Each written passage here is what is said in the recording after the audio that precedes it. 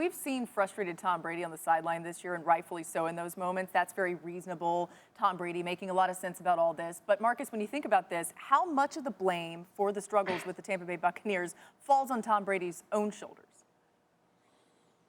I give him about 20% of the 80. And I'm going to be honest with you. B.A. and Byron Leftwich have not helped him. Like, first of all, this is not – Tom Brady's been in the league a long time. When Ryan played in the NFL, when I played in the NFL, you knew damn well when you got pressure on Tom Brady, he was going to struggle. That's been the case forever. And B.A. and Byron Leftwich keep wanting to throw 15, 20-yard routes down the field. They don't want to run a screen game. They don't want to figure out how to get this run game going. Like, it's all about the weapons and the talent. And I got to apologize to the American people because I'm dressed like a president today, so I said it that way. But the bottom line is this. You cannot put him in that situation at 43 years old. You cannot think that the talent is going to be good enough without continuity. Like, we talk about football from the context all of the time. You can buy championships in basketball. We've seen it happen. You can do it in baseball. We've seen it happen. You cannot buy championships in the NFL. They have to get this figured out right now. Now, Tom Brady throwing the ball across the field for an interception, yeah, that's dumb. Tom Brady throwing in the coverage, that's a problem. But a lot of this is based off of asking him to do things that he is not accustomed to do or not built to do with this team right now. Marcus, I hate to do this to you because we are teammates. Didn't you say like a couple of weeks ago Tom Brady was the MVP? Didn't you say like Russell Wilson let him back in the race to be the MVP? And so now all he get is 20%. So was B.A. and Byron Leftwich doing a great job then and helping him? No. Sure, go ahead. No, I get to talk.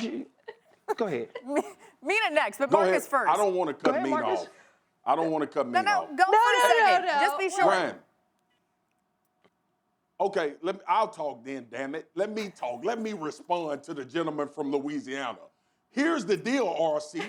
When we looked at these last 2 weeks, the last 2 weeks against the New York Giants and also this shellacking that they got against the New Orleans Saints, what was different about them games? Okay. I mean, they adjusted in the second half against the Giants, but the Giants are bad.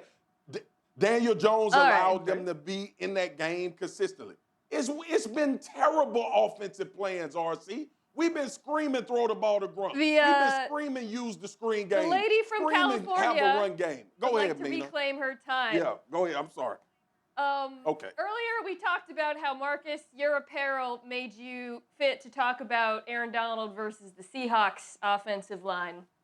Now I'm going to talk about how Ryan is appropriately dressed to talk about the Carolina defense. Much like it looks like Ryan got his sweater at Gap Kids, this defense is full of children.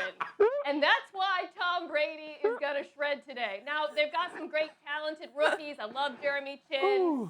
Y'all know I love Brian Burns. But this is a very different defense from the one we just saw in New Orleans. And I don't think Brady's going to have nearly as much trouble against them. Ryan, is that towel used every day for you, or is that a different one comes out sometimes? I got 6 of them. It's upside I'm sick down. of the I towel. have 6 of them. I'm sick of it. I'm sick of it. Myron Cope's terrible towel. Thanks for watching ESPN on YouTube. For live streaming, sports, and premium content, subscribe to ESPN+.